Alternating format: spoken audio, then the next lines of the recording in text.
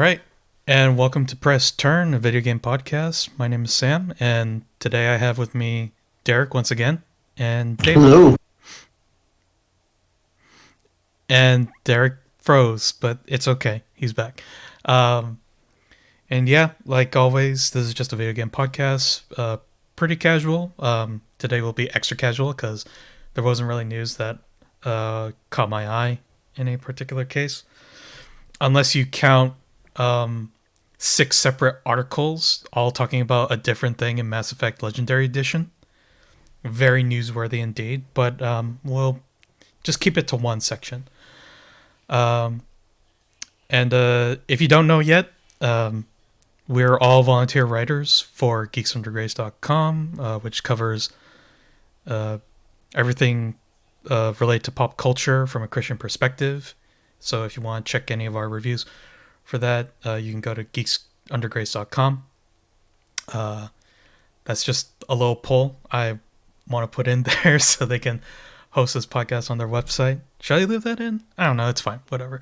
Uh, but yeah, yeah, the big thing right now being Mass Effect. David, why don't you take us through that? Because I know you've been playing through that a lot. Yeah, I've been not that far into it, but it looks so much better than it used to. Mm-hmm. The combat has been upgraded, which is really nice. Um, I'm having a great time with it. Um, yeah, I heard about the combat. Can you like explain that a little bit more? Because I didn't pick it up myself. Mainly because I haven't really grown an interest to go back to that yet. So could you kind of elaborate that? It's it's a little bit more precise with the shooting guns. In the original, it was okay, but not great. This one is much better, Mm-hmm. and the sound quality is better too. They upgraded the sound. Yeah. Um, I was looking at some screenshots, and I'm not gonna like fully judge the game on that because obviously it really depends on certain situations. But it does seem like the new lighting that they're using for the game causes causes like some of the atmosphere for certain parts to kind of lose that dramatic edge, I guess, because from what I remember, particularly for Mass Effect One, is like how dark everything is, and and obviously like there should be some areas where it's like there's probably a lot more light than uh, that would naturally be in certain areas, like indoors and whatnot. But I don't know. Just like when I played through that game, um, I'm imagining like a lot of low lighting, uh, almost Alien One esque with the lighting at least, not necessarily like with the creepy vibe. It's just more like everything's sort of toned down, I suppose. Yeah. Um, some areas are definitely lighter. Particularly in the first mission, in the original it was a lot of red, and because it's a lot of smoke and there's you can't really see much in the distance. In this Mm-hmm. one, it's a lot lighter. There's a lot less red, and it's still ominous and good looking in its own way. But I think in that particular instance, prefer the first one or the original. Mm. The rest of it so far has just been amazing. Okay. Uh, how do you think the? Sorry, Derek. I just realized I keep cutting you off. Like, how do you think the story holds up? Because it's been like forever since anyone's played those games. I imagine. Hold on. Related to that, I'm just going to ask you two questions at once. If you've played it recently, or if you're like, man, I hate replaying games, is there enough choice or open endedness to be like, okay, I'll just play it again, but this time I'll do this? Absolutely, there's so many different things you can do that affect um, the way the story plays out. That you can have two completely different, almost completely different stories just going through two different playthroughs. And I do think the story still holds up. It's there are times where it's a little bit cliche with sci-fi tropes, but overall, it's still a very good story and much better than Andromeda. So I know everybody hates Andromeda, but where does that fit in the story? Is that a prequel? Is that a side story? Uh, Technically, it happens I think a few hundred years after Mass Effect 3, but because it's so bad, I don't like to think of it as a Mass Effect game. I don't give it the Mass Effect title. I just call it Andromeda. We'll pretend it's a what if. There you It, go. it That works. I mean, like, I know the originally the idea was people were hoping that the player character in Andromeda would be like Shepard's descendant or something like that, but um, the idea was they wanted to like go a completely different way with Andromeda, probably because of the major shift in gameplay. I would imagine from Mass Effect 1 all the way to 3, where it's like in Mass Effect 1 it plays somewhat like KOTOR but with guns, but then shifting it more towards being a shooter. Just because I think like that gameplay was a lot more popular, especially at the time when those games were coming out too. That's fair. I think the shift in more of a shooter orientation is fitting for the story because all the action is constantly ramping up. But I like the gameplay of the first one and the others, so I think they're all great. I would say that I would hate to be a game coming out this week because everything is Mass Effect right now in our chats, but online. I kind of forgot, and so did Sam, that Resident Evil Village even came out. Like, was that last week or 2 weeks ago? I think that was like a week and a half ago. Yeah, it was the Friday before this past one, so a little over a week ago. I feel like even that was a huge release, and it's getting buried. Because there Yeah, are if it more wasn't, sci-fi nerds than Resident Evil nerds, Derek. there are more sci-fi nerds than giant vampire lady fans, apparently. Okay, David, I have to figure out. You need to explain whether you like horror or you hate horror because you've played so many bad games. But if it's good, it's great. Why are you even playing Resident Evil Village? Okay, how do you sleep at night? I sleep okay. Normally, I like the genre. It's just I've played a string of bad ones recently, so I was kind of burnt out. But this one is kind of what I've been waiting for. Okay. It's actually good.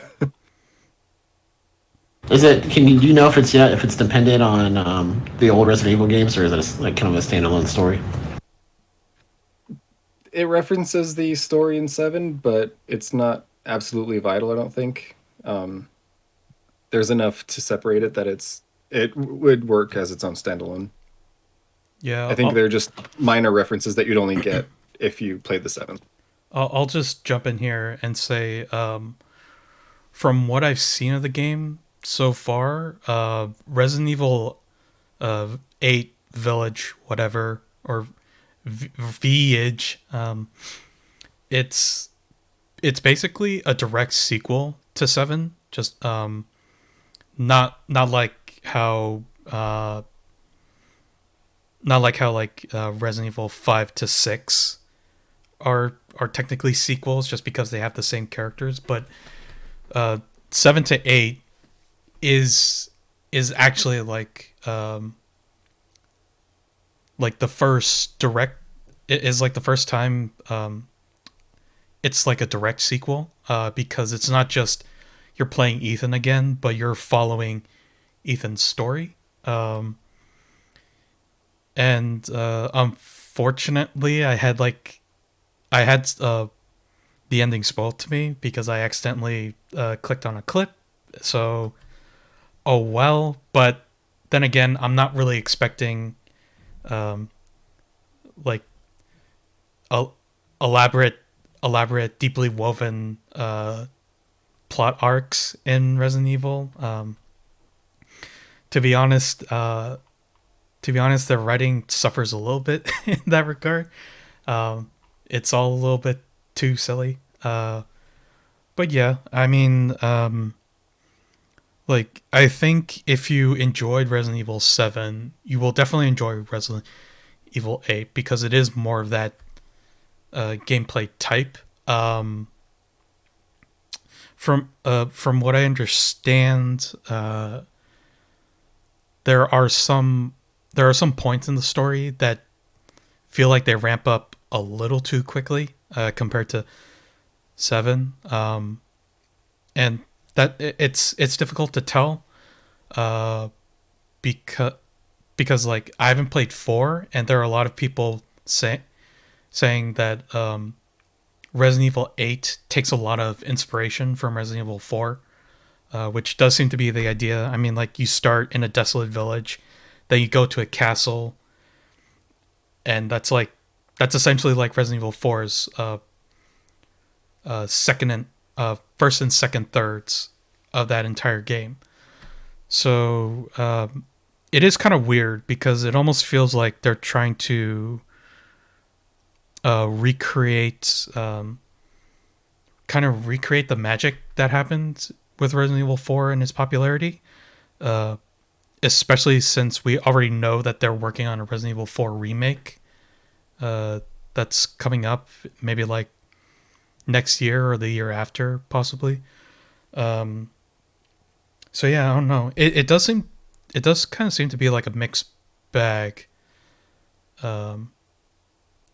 just from what I've heard, and it's hard to say if even I'm really interested enough to play it. Mainly because I still haven't really completed Resident Evil 2 remake yet. I actually still need to play through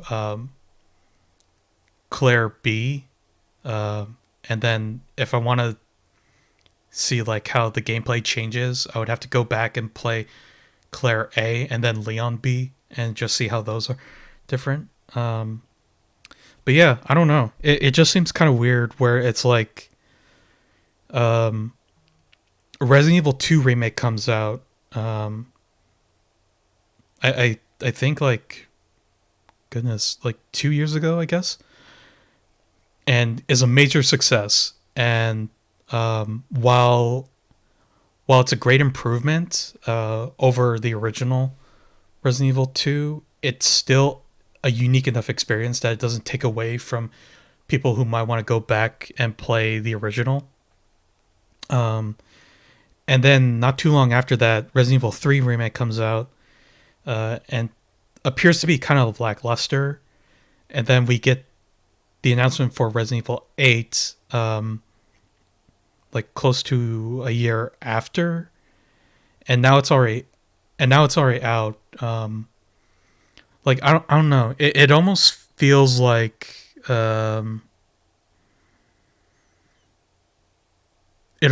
these last two games, they were kind of like rushed out almost to kind of capitalize on the hype of Resident Evil's success. But I don't know, like because sorry. Back up a sec, Sam. Have you met Capcom? This is what Capcom does with every franchise: is they spam the market. I don't know if that's that weird. I mean, I don't know. Like, you do say that, but it's like it's hard to really. It's difficult to really say like. That's how they always do things. I mean, it'd be one thing if you're talking about like their fighting games, for example, right? Like I know all about that. Or Mega Man, or any other franchises. Well, Mega Man, yeah, I guess that's true too. I don't know. Like, it just feels weird. Like, especially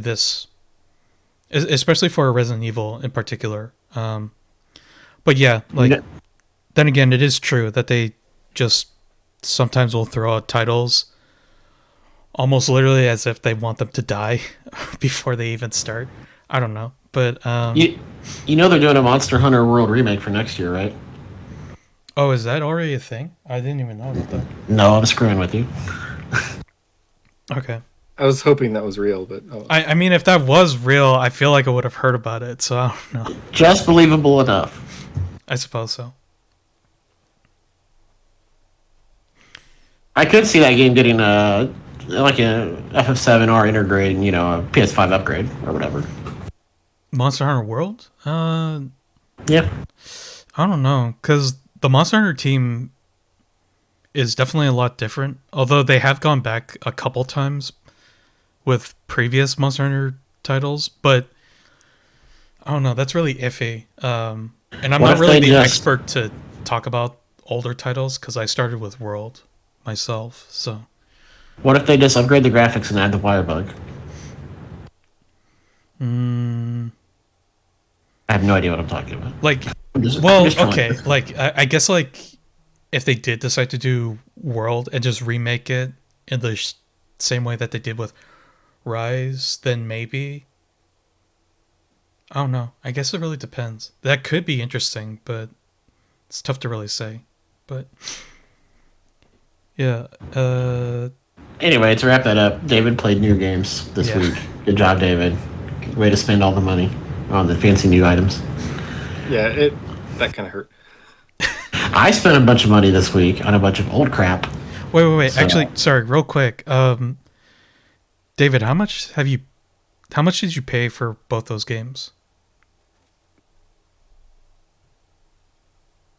Uh, well, Mass Effect was normal price, but I think I decided to just go big and go for the digital deluxe of Resident Evil. Just because I figure if I like it, great. If I don't, then I gambled wrong. Oh, So I okay. think that was about 80. Okay. these are on PS4, right? Yeah, Oh, So yeah, okay. I don't know if these are 70 on PS5. That's a good question. I'd be yeah. surprised. So if Mass it Effect was. was 60. Oh, okay. So the 70 push hasn't happened just yet everywhere. It seems like they're not doing it for the cross-platform games, but the PS5 exclusive games are already doing this. Yeah. And it helps that I got Mass Effect on payday. Oh, yeah. All right.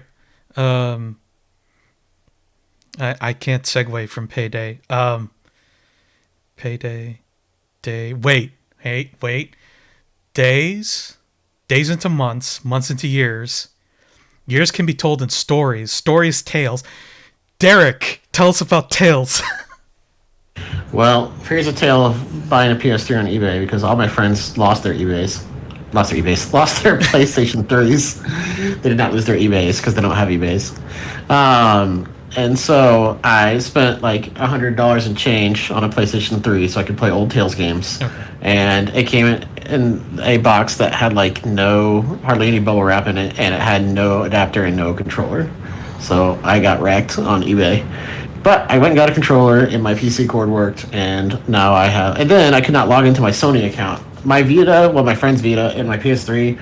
Apparently, Sony just really wants you to think these systems do not exist because it would not let me use my PlayStation account for my PS5. Oh, that's So after I made a weird. new account, then and got a bunch of gift cards from my. I had to use my GameStop gift cards because you can't buy digital Sony games at GameStop. So I had to use my GameStop gift cards to buy Sony gift cards to buy digital copies of 15-year-old games on an eBay PlayStation 3. But after hours of doing that crap, I have started Tales of Xillia. So I didn't play video games for like 9 years, and now I'm like catching up. And I'm in this group called Backlog Golf where we're trying to like not overbuy games, which obviously is contradictory with what I'm doing right now. But another goal of mine is to like 4 or 5 franchises. I'm trying to beat every game in the series. So like I've beaten every Fire Emblem. I will have beaten every Zelda once I beat Skyward Sword HD. I've beaten I'm almost done with Mario, and then I've beaten every Trails game, and then I'm trying to beat every Tales game. I'm almost done with Final Fantasy, but I'm not going to do the MMOs. And I can't bring myself to beat X2 because it's garbage. So anyway, so these are the last 3 Tales games I need to beat are Xillia 2, and Graces F. And they're all on PS3, and I also found out that there are 7 Tales games on PS3. So if you haven't gotten into that series and you still own a PS3, 7 of them are available, including probably the best one, which is Tales of Symphonia. But I beat that a long time ago. So anyway, so I started Tales of Zillia. I will say I am impressed so far. None of the Tales games are like super highly regarded, but there's this weird transition phase where they went to 3D, and like those early games like Tales of Vesperia, the overworld map is like you can't control the camera; it just kind of moves for you because they didn't know how to like make a free camera yet. But the combat is probably some of the best in the series there. And then later in like Tales of Zestiria and Tales of Bersaria, the overworld is pretty good, but like the combat they just like wrecked and ruined by like, adding all these new crap systems. This era is like it's a free camera, it's like normal exploration, but also the combat is kind of the good era of Tales combat. The only thing that's seemed kind of weird so far is that the voice acting seems a little stilted. Like, I don't know. I don't know how to describe it other than maybe it sounds kind of like they were recorded separately and they never talked to each other while they were like recording, like the people talking back and forth. And then I've also noticed it might just be the area that I'm in because a lot of it was like in a shipyard, but there's not a lot of background music, which has felt kind of strange, and so that might just be the area that I was in. But other than that, I'm only a couple hours in, but it's been classic Tales, so skits, anime, all that stuff. We'll see if it's any good. So yeah, I've got those two in Grace's up. Tales games total? Yeah. In English, there's like 15 maybe. I can't add them up all off the top of my head. Yeah, we can't talk about the ones that are Japan only. Otherwise, Derek will be busy until like 2 years from now. I'm not gonna mess with that, but I did the two trails, not Tales, the two Trails games that are in Japanese only. I did go back and play those, but that's because that series, everything is dependent on one big story. Yeah.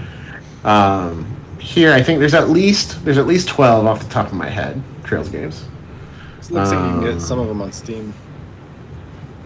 Yeah, these three were not on Steam. Otherwise, I would have got those. So, like, Tales of Symphonia is on Steam. That's the most well-regarded ones. The ones that are most well-known are Tales of Symphonia, which was originally on the GameCube. Tales of Vesperia, which was originally on 360, but they did a remaster recently on Switch and on PlayStation and I think on Xbox. Actually, I think it's on Game Pass. And then Tales of the Abyss, which had a 3DS remake. Those are probably the three most well-known. These are the three of the lesser knowns. But yeah, I played most of them. I don't know. I don't know if I have a reason why the series is so great. Actually, I don't think the series is that great. I think it's good. But I like the anime style. I like the skits. I do think they were pretty ahead of their... The series just feels like a 7 out of 10 compared to everyone calling it 9s out of 10s. Do people do that? I don't know. Well, I do think... I mean, like, because, like, the way I view it is, like, I don't care about scores. I just care if I like it or not. Because scores almost tell me nothing is the problem. But if I were to go off of like scores in terms of like how much I like certain games, it'd be like 5. Like 5 is the minimum. It's like, well, it does its job, but it doesn't really do anything particularly outstanding. But it never did anything like terribly offensive to me where it's like I don't want to play this game anymore. And then it's like every notch up is like, okay, every like number up where it's like, okay, this game has something going for it, but then there are these other things that kind of like bog it down, but they're not enough to make me stop from playing them. So like for me, it's almost like from what you're describing, it sounds like Zillia and Grace are games where it's like they kind of like have the best of both worlds between the newer Tales games and the older Tales games, but it's somewhere right. like like smack in the middle where it's like they're not like complete blowouts where they're like knocking it out of the park, but then at the same time they're not doing anything horrific where it's like, oh wow, I'm just going to drop this and never look at it again. I'm not even going to talk about these games anymore. I think it depends on how the stories go. I think the overworld and the combat are probably at the peak of the series, but like the reason like Tales of Vesperia is so good is because it has a really good protagonist that's kind of more like an anti-hero, and the characterizations are really good. Right. So far, the plot isn't grabbing me yet, and the voice acting is a little flat. I've got half of mine just to turn it on Japanese, so I don't understand what they're saying, Mm. and just not work because then I don't care about how they intone their words. But I think of that series as a whole. Early on was very, very, very innovative. I think that like the skits, like even in the PlayStation era, that was pretty new. And a lot of series have like you go all the way even to Final Fantasy VII remake because we have to talk about Final Fantasy VII every episode. Like in FF7R, they kind of talk as you walk by. Like the NPCs, you don't really talk to them directly. And I don't know if I like that or not, but just the idea of like, or like The Last of Us, where Ellie just kind of talks like while you're playing, and they have like party conversations. Like I feel like Tales started that all the way back in PlayStation One with the skits, and also an RPG with real time combat was kind of a new thing at that time. But since then, they really haven't done much. And then when they tried to innovate, it was kind of a disaster. So, I think Tales of Arise is coming out this year. So I'm curious. It sounds like they're going to retool a lot of it. So we'll see. But I hope to have these three beat before then. Yeah. Yeah, it's coming out in September There's a date. on Steam anyway. So the other thing I did this week, I played some Mario, which is just I don't know how much you can say about Mario, but this doesn't really count as a game necessarily. But I guess Sam and I have both been watching The World Ends with You, the animation, which is an anime version of the first The World Ends with You game because the sequel comes out in July, and it's halfway over. It's 6 episodes in out of 12, and I was very positive on this game when I played it on the DS back in the day. I remember that the control scheme was really strange, and it would only ever work on the DS because the people I've met that played it on the Switch did not like it on the Switch. And I remember thinking the style was super unique and awesome, and that the gameplay was awesome, and that the story was awesome. But I forgot this. I mean, this game came out like 15 years ago, so I forgot everything about the story. So watching this, like I don't even know. It's been so long that the story, like the show, is not like, oh yeah, I remember that plot point. I don't remember any of it, but it's really good. It has reminded me, like, yeah, the story for this series is really good. Just as an overarching point about being a good story, it seems to me that like stories are at their best when you build up rules to your mythology, and then if you bring in a good twist in the show in a way that like is structured off from the mythology, where you go, yeah, that does make sense. That's pretty much peak storytelling to me. The Mistborn books come to mind again. You've read those, right, David? Like the end of that first trilogy is just like, oh, Read the you first have been setting this up for, yeah, exactly those. So the end of that's like you were setting this up for like 1,800 pages. That totally makes sense. And I feel like there's a big plot twist early on in The Road Ends with You that I just felt like, holy crap, that totally makes sense. Like you knocked it, you set it up and knocked it down. Yep. And so I can't remember how it ends. And there was a second plot twist that I was like, oh, that's good too. But the last episode was a little flat. But I mean, we're in the midpoint out of 12, so I'm looking forward to finishing that, and then I'm really looking forward to the next game. Yeah, like so I have one episode left before I'm actually caught up. I stopped at episode 5 because it was getting late. I was getting tired. I was watching like super late for some reason. But yeah, like episode 1, it's kind of, pretty standard, and I'm just kind of like, okay, seems kind of like pretty standard fantasy setting death game kind of story, for like a heavily anime influenced type of show. Constantly having to remind myself, oh yeah, right, this was a game first. So a lot of the story beats feel kind of, they almost feel kind of rushed in a way, at least for the first and second episode, where it's like characters are introduced and then like they kind of go away, where it's like they kind of unceremoniously come in and then leave, and it's like, oh, okay, didn't really get like too much from these. And then like they kind of unceremoniously come in and then leave, and it's like, oh, okay, didn't really get like too much from these. And then like they kind of unceremoniously come in and then leave, and it's like, oh, okay, didn't really get like too much from these. And then like they kind of unceremoniously come in and then leave, and it's like, oh, okay, didn't really get a lot characters, but they're at least they at least like oh my goodness, I'm blanking on the exposition. They give their uh, exposition enough where at least they're established of like, who these characters are, what they want, and stuff like that. So it's like, okay, 1 and 2 are inoffensive, but they're not like mind blowing.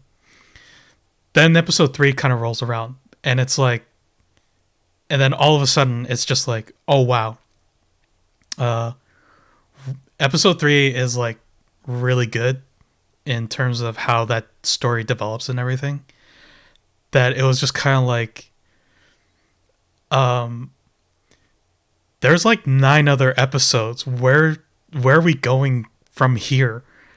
And that's really exciting for me because not only am I interested, but I also like how everything's ramping up and has somewhat continued to ramp up.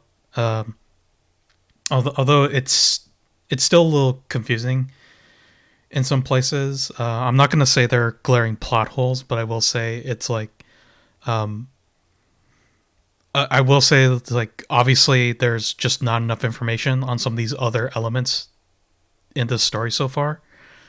But I still am enjoying my time with it. So it's really surprising.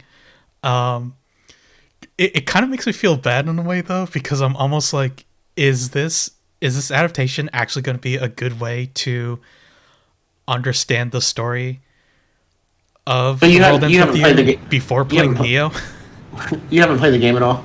I The played first it one. like a little bit, and the problem was like I just couldn't get used. I just couldn't like really understand the controls necessarily, and like this was like back in high school when I was trying it out. So it's kind of like I don't know. Do I? And it was sort of like, do I really want to continue playing this? And I couldn't really. I couldn't really make up my mind, so I ended up just dropping it off, unfortunately. Um, I think the story would be good enough, but I want to make a point about how influential this game was. When they announced Neo, I saw a lot of stuff on Twitter about Persona 5. People were like, it looks like knockoff Persona 5, which really was more of a knockoff of The Road Ends With You. But yes. not only the art style and the Shibuya and all that stuff, but you just mentioned like it seems like a lot of other death games.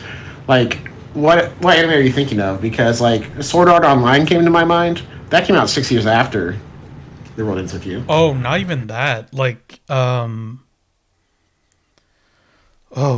goodness. Like the problem is there's a lot of these stories, and they kind of use like different they kind of use different catalysts because Sword Art Online specifically belongs in the isekai section, where you're basically just dropped into another world. Um, Technically there is a death game involved, but that's more like Well, sure. these are that's more like those are consequences of being in that other world, where it's like you die in the game, you die in real life. Uh, Whereas with The World Ends With You, it specifically belongs in like in like this period where I do remember this sense of like um, the death game setting was very popular at this time. I guess like to give another popular example, like the movie Battle Royale was really popular. It is also really popular, and I would say is somewhat similar to the premise of this one. Um, but going off of these 5 episodes so far, it's very clear like they want to do something different. I would almost call The World Ends With You, as far as I know, it's actually somewhat of a progenitor uh, to Danganronpa, actually, because Danganronpa has a similar setting too, except with Danganronpa, it's more like it's a death game, but you're also trying to figure out what's happening as well, because it's more like a murder mystery story with Danganronpa compared to this, where it's literally just like it's it's almost strictly a death game. I think. Oh goodness, hang on. I'm gonna need to You're look this up just to make sure. But Go ahead. You're right that Danganronpa came out later.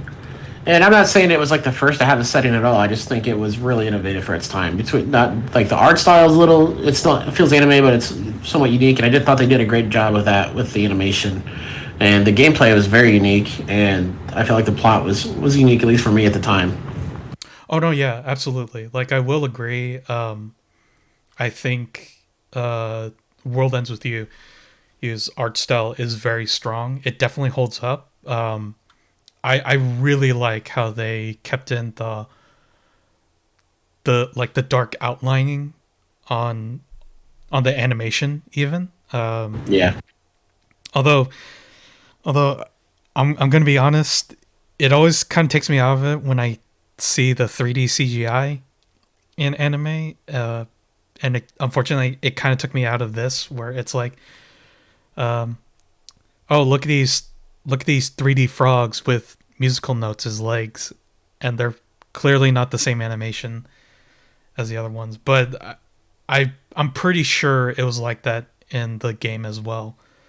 So I'm not going to harp on it too much, and can't really say how big the budget is for this adaptation either. So Well, I guess to summarize my thoughts for the week, if you were going to choose between spending $200 on Tales games on a PlayStation 3 and just watching an anime on Hulu, I guess I would watch the World Ends with You first. yeah. Um, okay, so the game I was thinking of that I did play that was somewhat similar. It came out. It came out 2 years after The World Ends with You, but I'm thinking of Shin Megami Tensei Devil Survivor, um, which is actually like one of their very few tactical RPGs, actually.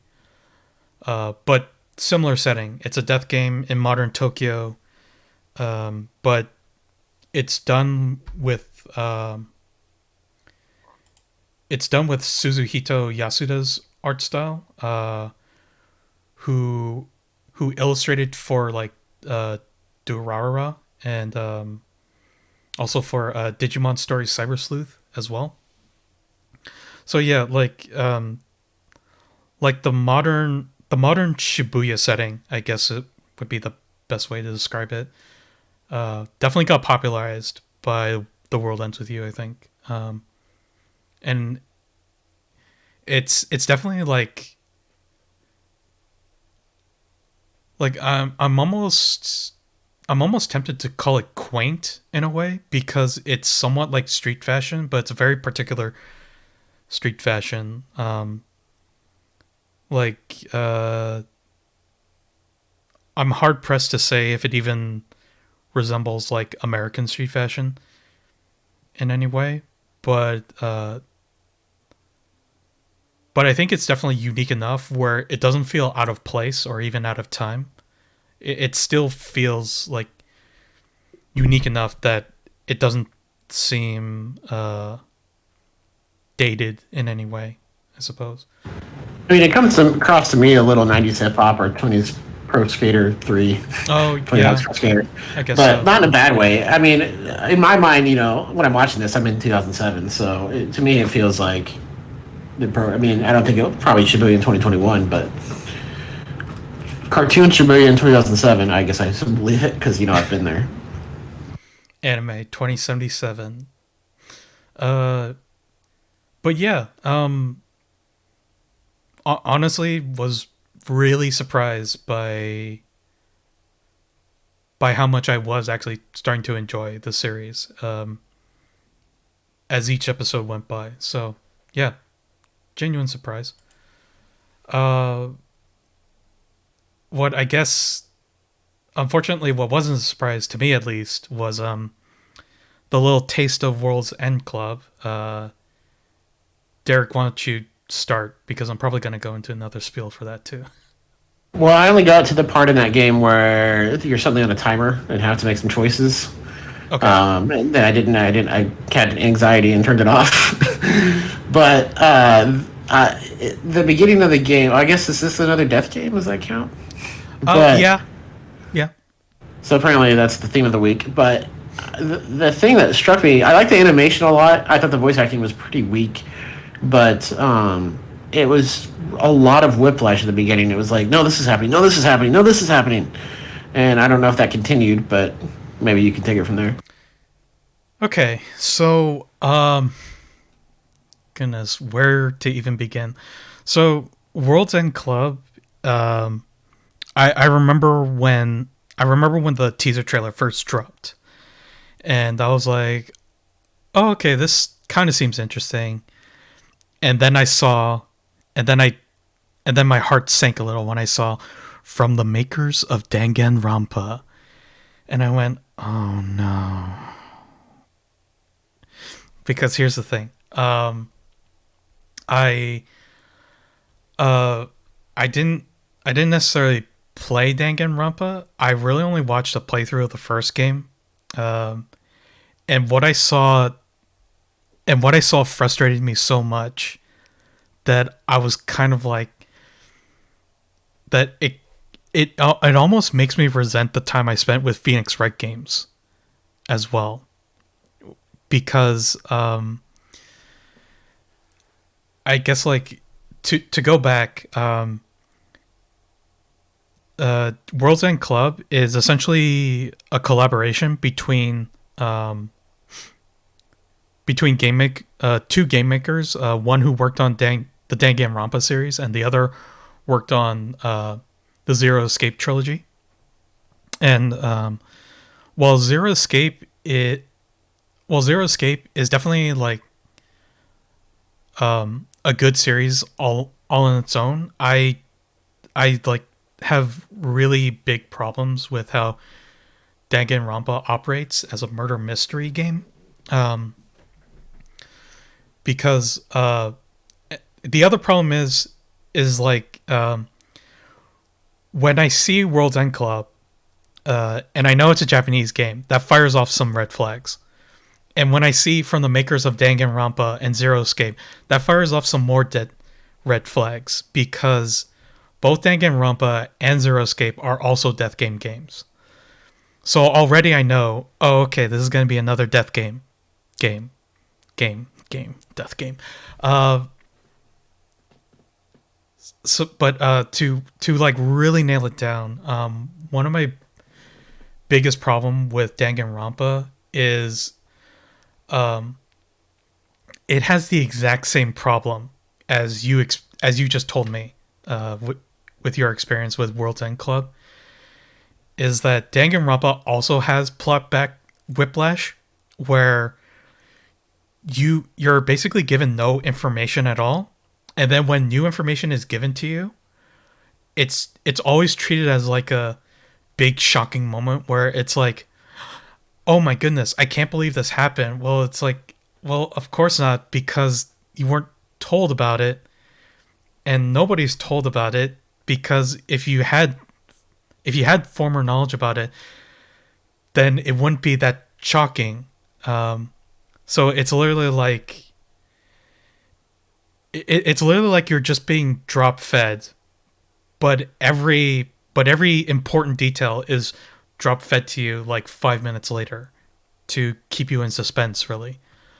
Um, and like Danganronpa has that has that problem where you can't really make any assumptions based on knowledge that you do know, or can even assume. So, oh my goodness, I'm losing my mind here, because it's just like, how do I talk about the demo for World's End Club while also talking about the problems I have with Danganronpa? Uh, but either way, yeah, like as the demo went on, I couldn't really pretend to be shocked at anything that happened in that demo, unfortunately, because it's just like, well, I've seen the trailer, so I already know that what I'm in right now isn't the point of the game. Like, that's the problem. What I what seems to be very unfortunate is that what this is probably just the opening to the game itself that we're getting as the demo, and then and we're not even actually getting the game, like the actual core of the game itself. Which, you know, if you saw that trailer, obviously it's like there's more exploration, there are boss battles, there's more combat involved, stuff like that, where it seems to kind of play more like new Super Mario Brothers in a way, with visual novel aspects where you're trying to solve a mystery, really. Um, That so was weird. In the demo, it felt like they're giving you like a tutorial about here's how you jump, here's how you move. Okay, now go play a visual novel. yeah, That's kind of how it felt. yeah. That's the problem. Is that um, the thing is, like, if you're interested in this game, I would say do not play the demo, because the demo's not going to give you anything at all on what the actual on what the actual core of the game is going to be. And if anything, it's just going to spoil your experience of picking up that game on release, because you've already played the intro of the game. So you're only just going to have to play the intro again once the game comes out. Uh, so yeah, I Well, think it's like that's really the main problem, is like, if they were going to put a demo out, don't make it just the intro. Like, give us some snippets of later parts of the game to make me interested in what's actually going to happen, because this demo isn't it, unfortunately. Like, if hold anything, I'm on. just more like, oh, I kind of just I unfortunately just kind of wasted whatever time I spent playing this demo to just have to play it again once the game actually comes out. Well, it's pretty sure it said at the beginning of the demo that the save transfers.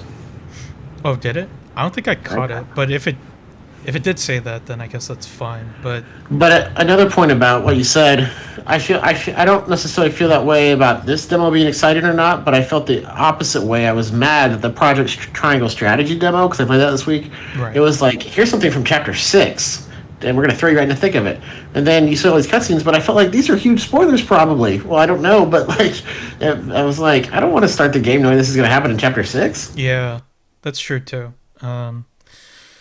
And I guess it's always a problem, especially with games like World's End Club and Triangle Strategy, where it's like, obviously the story is a bigger part of the game, and it's really like, it depends on, if it's really a spoiler or not. I guess for me, it's like, when I play Project Triangle Strategy, the demo anyway, um,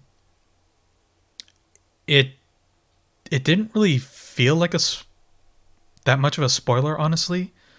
Um, Although then again, it really depends on like how it leads up to the event that happens at the very beginning of that demo. But then again, it's sort of like, it's a game where there are three nations under constant stress of possibly going to war. So I almost see that event happening either way. But then again, it really depends on like how they set up, um, how they like how events transpire leading up to that point. So it really depends. Uh, but I guess actually, I already said like several times over what I thought about the World's End Club demo. But yeah, I don't How about, know. how about the Metopia demo? Because I played a little bit of that too. I was Yeah. just confused, honestly. So honestly, the Metopia demo just kind of feels like an auto battle Dragon's Quest, but with your Mii's, really. Um, It's and accurate. and honestly, it's pretty enjoyable, really. Like, it's very casual. Doesn't feel like you don't have to put like too much thought into it. I wouldn't exactly call it mind numbing either, but I do appreciate like the social aspect of having to of having to manage like your Miis and their relationships with each other.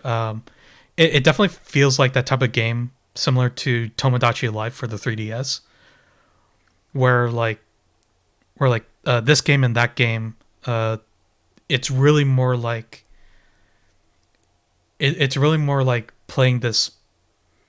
In my opinion, anyways, a more pleasant version of playing The Sims, but where it's like it's not really about micromanaging. It's just more like take all your dolls and throw them into this box and see what they do. It's like Toy Story. Yeah, I guess to a Neat, degree. neat story. But yeah, like Miitopia is just like a pleasant little time. It's very casual. I like literally an hour beforehand, I was just playing through that demo, just grinding really while watching a YouTube video, and just being like, okay, okay, my whole party's almost close to level 10. My horse's relationship with some of my other Miis, I'm gonna boost those up and just run this particular part of the map over and over again. Yeah, I don't know. It's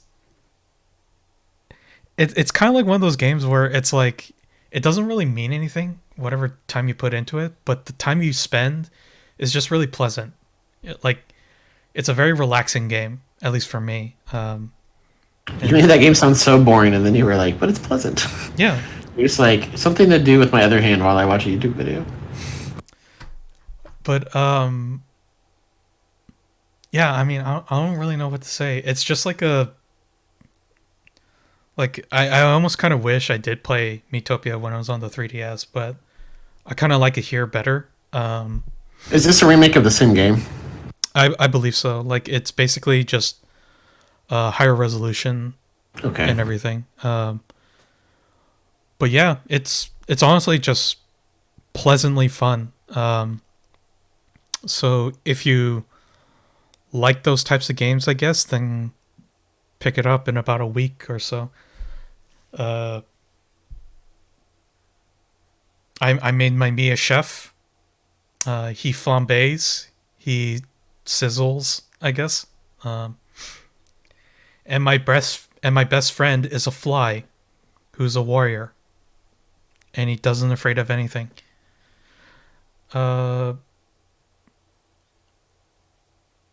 Oh shoot, I was gonna talk about something else. Well, unfortunately, I can't talk about Guilty Gear Strive beta, which was this week. But unfortunately, I don't have a PS5, so I can't play it or talk about it even. So that's too bad. But boy, oh boy, can't wait for next week, because that's when Shin Megami Tensei Nocturne Remaster drops. Super excited to sink my teeth back into that game. So let's go back to World's End Club for a minute and transition, because I have a broad question. I have a broad question here, like about plot twists in general. Yes. So here's my issue with this. When I watched the beginning of World's End Club, like the scenes, I was getting whiplash from like this plot twist. No, it's actually this. No, it's actually this. And it seems like okay, that's just bad storytelling. But when I played 13 Sentinels, every single chapter of every character at the end, it was like an episode of Lost. Here's this big plot twist, and I ate it up. So I can't, and it seems like most games that seem have like RPGs have this style, or even action games or open world games, but have this style of like there's this one big plot twist in the middle, then maybe there's one at the end, but like there's some hooks, throughout the story. But does the story have to have a plot twist, and how many? Does it work when a game like what separates a game like 13 Sentinels where you have a plot twist like there's probably 40 plot twists in that game versus like World's End Club didn't inspire confidence with that kind of style at the beginning. Like what makes a plot twist work in a game, and how many do you actually need to have? How it's set up. Yeah. What that mean? Well, I was gonna ask, like, could you give an example of a plot twist in 13? Sentinels, like Uh, using some other example, not 13 Sentinels specifically. the big one is like I don't know how to say that in another game without spoiling that. I mean, Okay. generally, I'll say Hang this on, broadly. hang on. Let me put it this way. Like, is it something comparable to like when you spoilers for a 30-year-old's movie? Is it comparable to like when you learn that Darth Vader is Luke's father? Like this, like everything to the setup from A New Hope about like who Darth Vader is, what Luke Skywalker is, what he becomes, and then that transition to when they meet in Empire Strikes Back. Yeah, so that kind of plot twist, I would think, is kind of like a relational plot twist with among the characters, right? Like, Okay. we're actually that there are lots of those. Yeah. The main one that sticks out to me, that's common among like as a sci-fi trope. I'll just say it broadly this way: what you think you're doing is not what actually is happening. So, like, what the characters think they're experiencing is like not accurate at all. So that'd be like The Matrix. Right. Spoiler for another old movie. So, like, there are several moments in the game that are like The Matrix, where it's like what you think is happening is not happening at all. Which I think was kind of how the beginning of World's End Club was, but it was like back to back to back to back. That's not happening. This is happening. No, this is happening. No, actually, that first thing is happening. Yeah, think it's, because sorry, go ahead. Go ahead. I think in general for plot twists, as long as there's enough, there are enough subtle setups that when you see it, you can trace it back and go, "Oh, I should have seen that coming." In that case, then they work. But otherwise, if it's just for the sake of to be twisty, then I can see why it wouldn't work. Okay, so to tie two ideas together, when we were talking about the World Ends with You, I had said if you structure the mythology in a way that the twist makes sense with those mythological pieces, like the example in Mistborn, that makes more sense. And I think the problem with the World Ends Club demo is that there has been it's right at the beginning of the game. There's been no setup time, so it really is twisty just to be twisty because you got nothing to stand on. Yeah, Mistborn is a great example because you learn that there are setups that you didn't even know were setups until that Yeah, moment, it's accurate. and then it makes so much more sense. But yeah, if they haven't had time to set anything up, then it sounds like they're just doing it to try to be exciting, but it's kind of Yeah. falling flat. Oh no, yeah, like I said before, the way the demo plays out for World's End Club feels very similar to how Danganronpa one unfolds. It's just like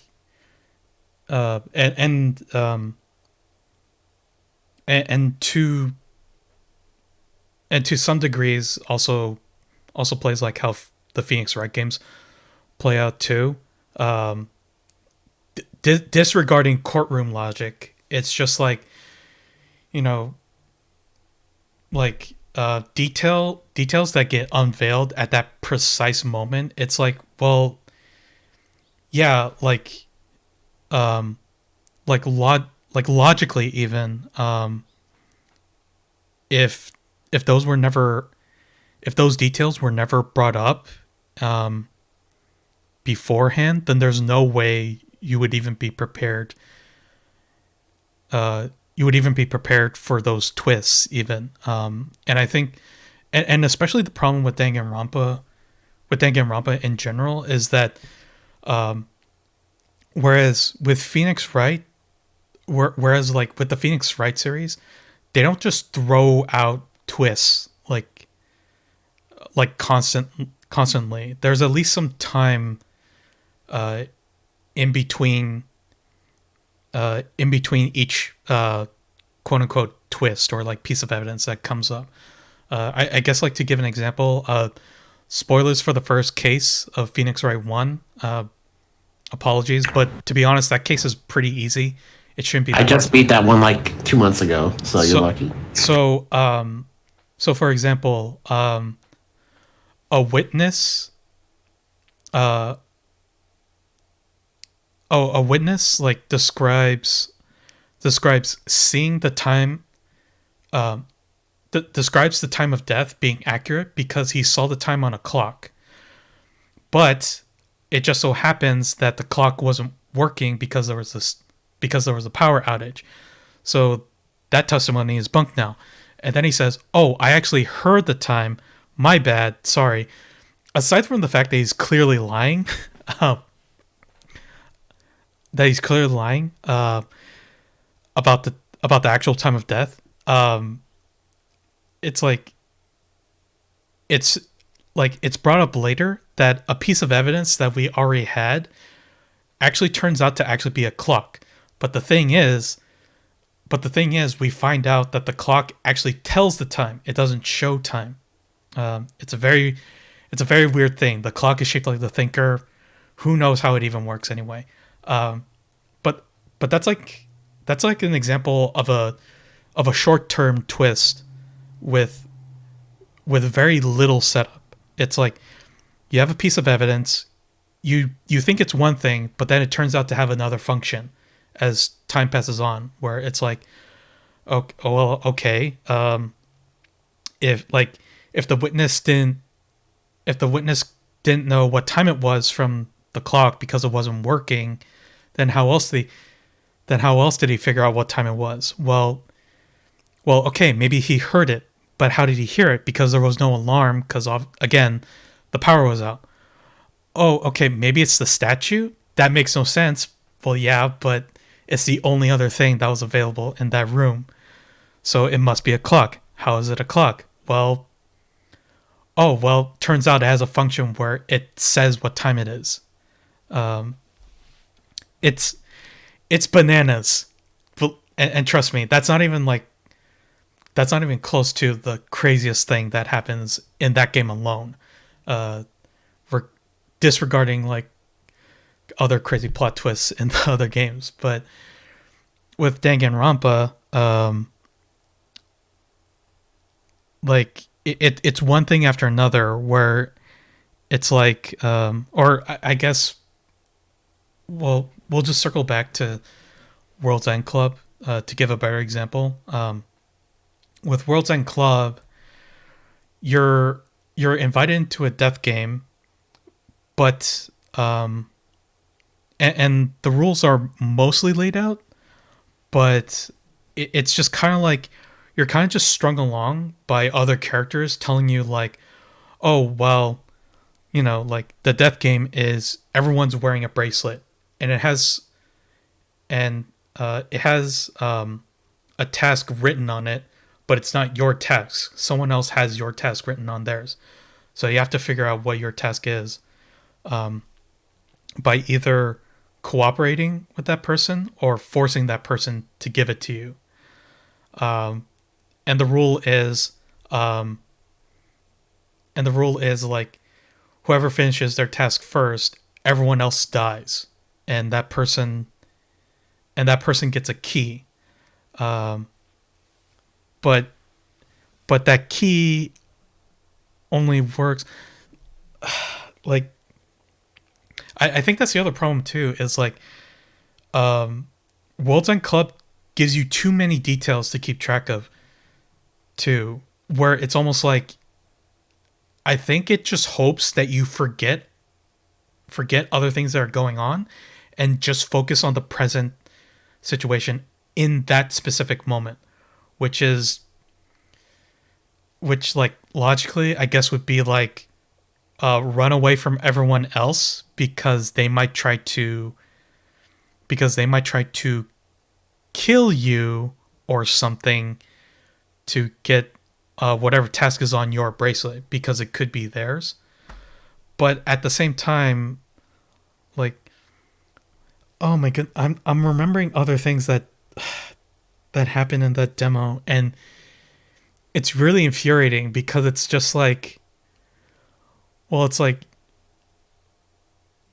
it's because like I'm thinking of details that only get revealed later on in that demo.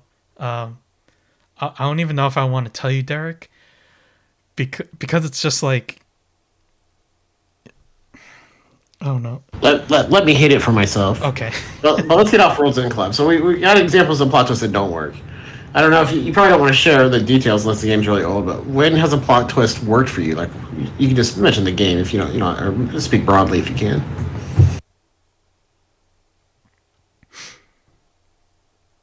I'll say one. I think that the plot twist in the middle of Final Fantasy VI, which I won't say what it is, but you'll know if you play the game. It's been ripped off a lot. Mm-hmm. I think it's one of those things that people just associate with the you don't allow it to happen in a story, or it happens at the very end. So the fact that it happened in the middle and like you had to like endure it and go through it was very bold at that time. And so that's an example for me of a plot twist that did work. Does it have to be in a game? No. So I can think of plenty in books. Like Stormlight Archive has some amazing ones. Yeah, and again, he's built well. It comes with a cost because each book is 1,300 pages, so he really sets up the mythology first to make those twists work. Mm-hmm. And also, he is a little redundant in his writing. I mean, I still think he's a very good writer, but to those points, a lot of chapters he's like recaps like the last 5 chapters at the beginning of the chapter, and I'm like, I'm still reading the same book. I didn't go. I'm not new, and so he really lays it out so that when it happens, he's like, I told you this was going to happen, and you weren't paying attention. I mean, I think that's proof of a better writer who's like, okay, like they read through like 5 chapters of my book, and my book is really huge, so I'm just gonna give them a little recap so they don't have to go back and reread those chapters. But I can actually think of one. It's not necessarily. Well, no, it is a plot twist. Actually, it does get revealed in the main game, but in Nier Automata, there's a side quest you can play in that game that reveals a later plot point that gets brought up, and gives more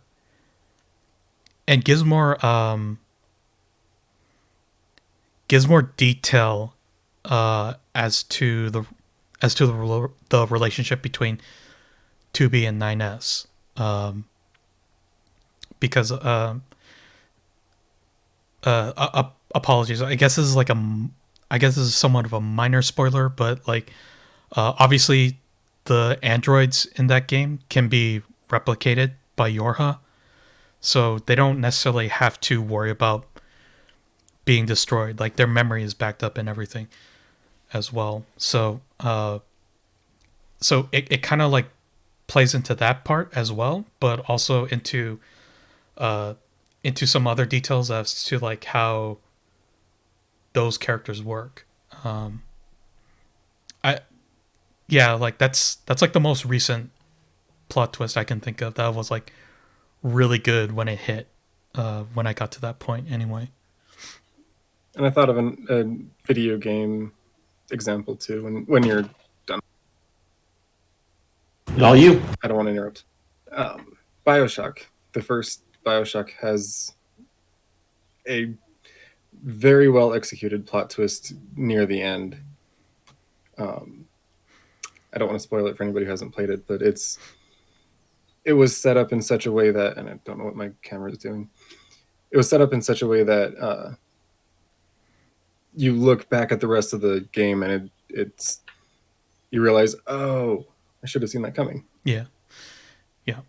Bioshock One. That plot twist is a classic for sure. And I'm sure people will not shut up about it for years to come. But It's so good.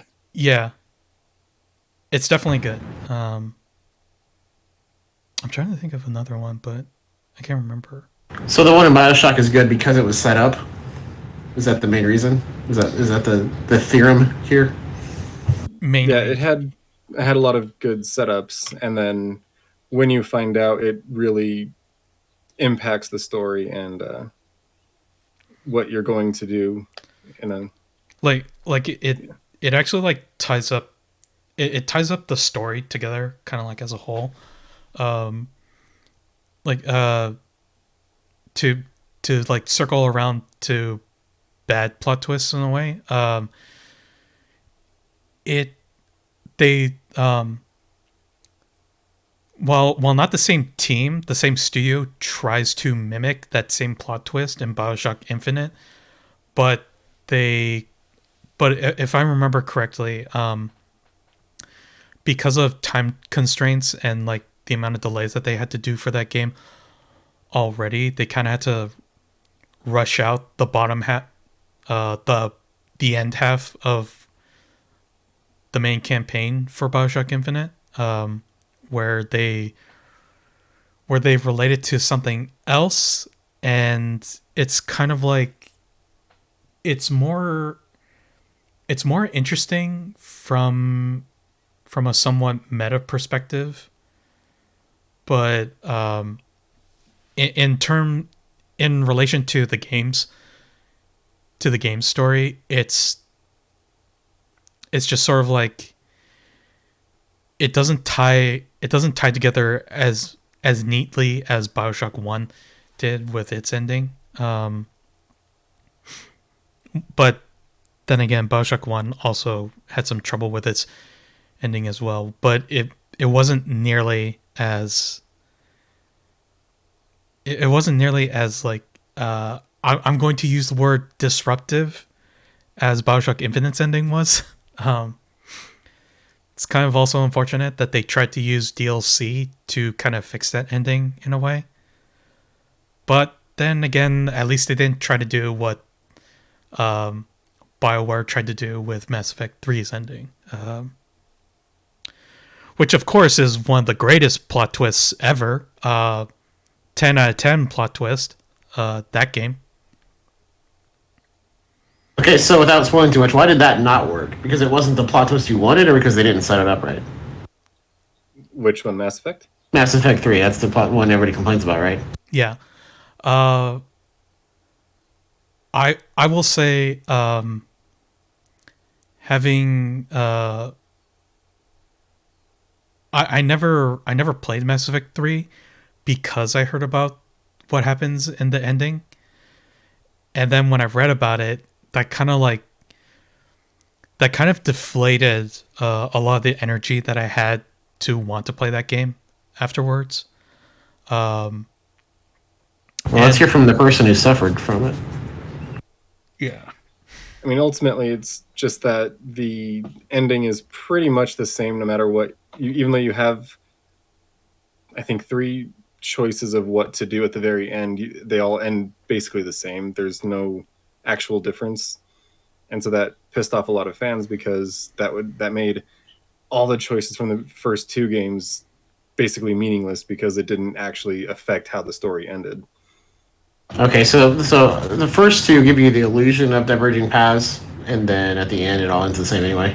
Basically, yeah. Well, from what I remember, like the first two, while while the while the conclusion of those stories in one and two, more or less happen the same. There are a lot of details around those endings that can be affected specifically.